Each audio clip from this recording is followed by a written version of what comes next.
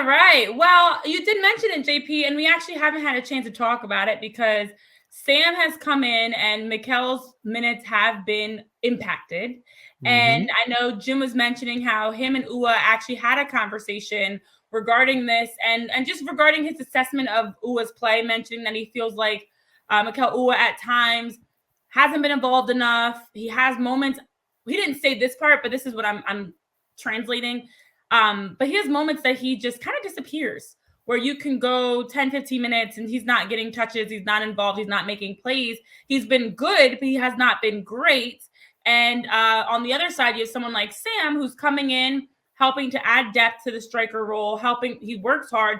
And we've actually directly seen him, including Ty Peribo's goal this weekend on the first one. We've directly see him making an impact that leads to goals.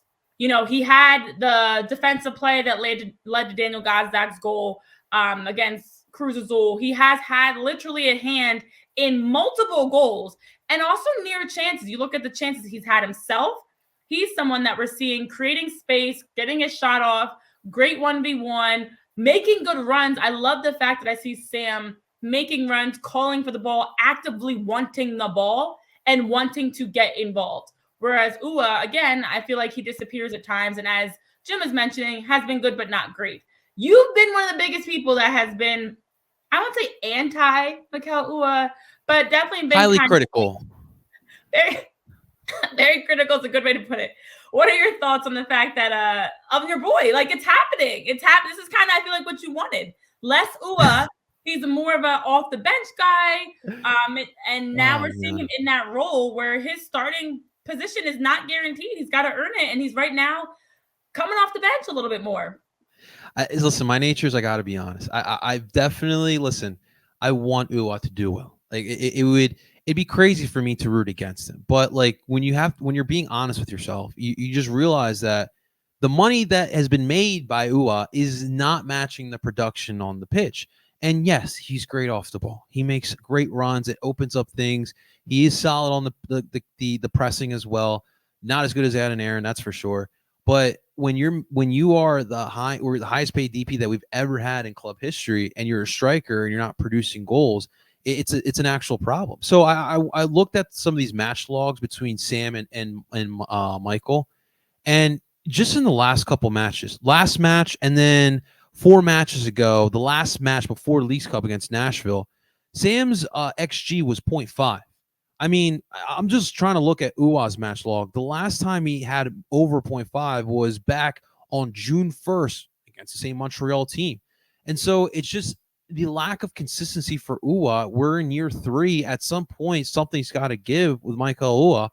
And so Adeniran, I don't know if I really like him starting either. The way I envision Sam was the guy who comes in, the super sub, comes in for 30 minutes with tired back lines, running full force at you. It's clear like he wants to drive the ball to the net, and you can clearly tell that. And even like on high presses, the dude is super aggressive and in your face, and he's a big body. It's very, very daunting. So he's doing those things that we need in our strikers right now.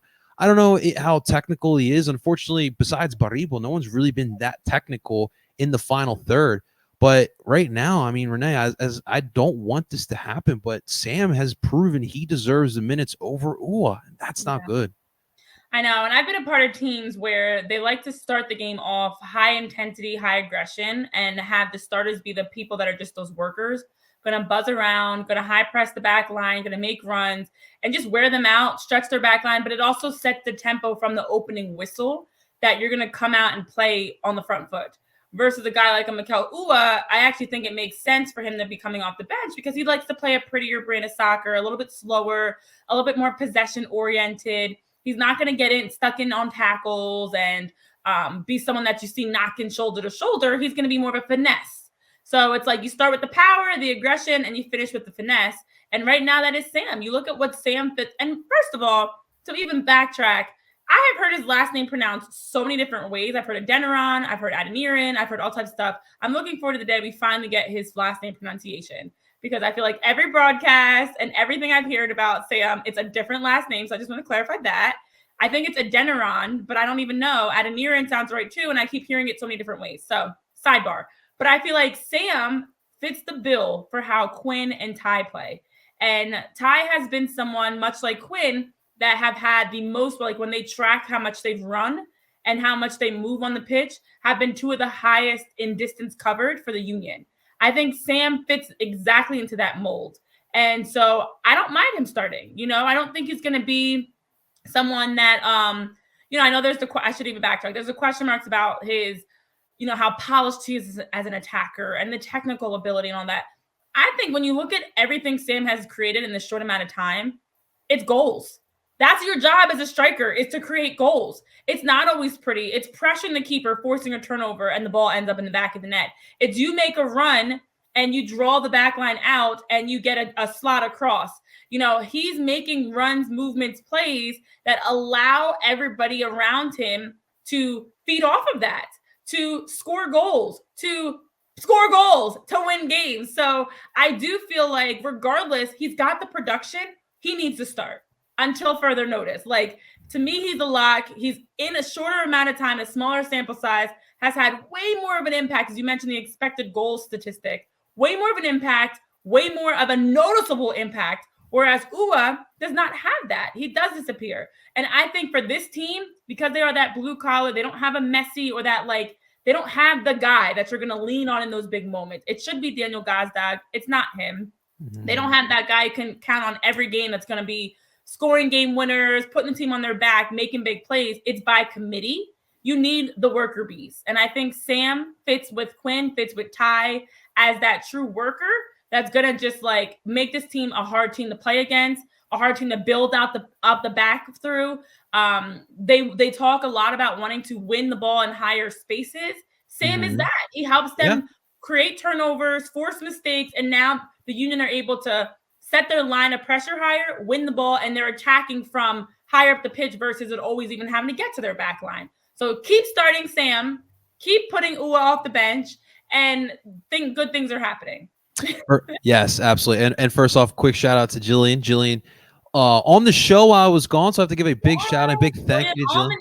In the house. She did a great job with you, Renee. So I got to give a big shout out. So and it's nice we had an all women show, by the way. Yes. Bill and I were talking about it off air on Twitter. Like, you don't see that often of just having an all women show, especially even for the MLS. So shout out to Jill Albany for that. And I know she's sharing. I've seen that Adeniran, excuse me, on the roster. But again, I keep hearing everybody saying something different. And Adeniran. We'll figure it out. But so I went on Sport Track here to look at Mr. Uhre's contract here, Renee. So his cap hit this year is the most of is in his 3-year tenure here in Philadelphia to 2.4 mil.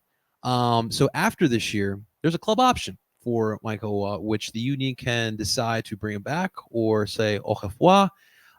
So this is why this is big right now. This striker situation is big because for Uhre, who signed the biggest or the greatest deal in Union history, now, essentially he's probably playing for his Union future here. Because listen, I don't know what Ernst is thinking, but I have to believe that if Ernst is seeing what Uhre's been doing this season, he cannot be sitting there thinking like, yeah, we need to bring Uhre back next year. We need to give him that option for next season. So keep an eye on this, guys. Everyone keep an eye on this for the rest of the season, how Uhre does here. I'm not saying you can't do it. There's some time. There's a little bit of hope. But with the club option for next year, how do you bring him back with the production he's been given? So we shall see. Yeah, again, even at that amount of money, like if he's coming back, it's got to be for less. And he's not taking that deal. Let's be honest.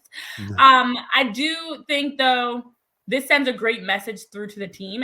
And not that you make moves like this as a coach to shake things up, but I think it sets the expectation and the tone of, I don't care if you're the highest paid player or where you stand on the financial side, we're going to go with the guys that are going to help us win games. And I do feel like, in addition to the return of Andre Blake, which has been the biggest game-changing move that has helped the Union, without a doubt, like no hesitation, the other thing that has finally been happening that we're seeing is a shakeup in the lineup. And that's something I remember us talking about it like it was yesterday. The complacency that comes with knowing there's nobody really competing for my spot as a starter. And there are some players, like I was the type of player, and I know players that you're just motivated strictly off the fact you want to win, you want to score goals. It doesn't matter who you're playing against, what day it is, any other factors. You want to beat the person on the other side. There are some other players that are not as motivated like that, to be honest. They're just like able to kind of have the ebbs and flows of some days I feel like playing, some days I don't, or a day like Friday, there's not as big of a crowd, so I might not want to play as hard because it's a little bit quieter at Subaru Park versus other days when it's rocking at Subaru Park, and that gets me motivated. There are guys that need external motivation versus some that are intrinsically motivated. I do feel like there were a few players that hit that wall of like getting complacent, feeling like their job is fine. So for Jim to have this opportunity now to have a true battle for the starting forwards, for the starting midfield. And then also that does correlate to the back line because Olivier Mbaizo in general can slot in if needed as a starter. So there's already been a slight competition on the back line, but I think for the whole team, it just sets the standard of everybody's got to earn their spot. And I know they already know this. They're professional athletes, but they're human still. You still need that reminder that your job can be lost, even if you're a Mikael Uhre, one of the highest paid players on this team. So hopefully this brings out the best of Uhre. It sounds like him and Jim, based off of what Jim was mentioning, they've been having plenty of conversations to make it transparent as to what needs to improve. And I'd love to see him be more active and involved and get more touches and make more runs and be more of a threat and maybe even win that starting spot back. That'd be a great problem to have. But I think this team needed this shakeup. Ty Baribo's come in and showed that. Sam Adeniran showed that. And definitely, hopefully, I should say, Danley will as well.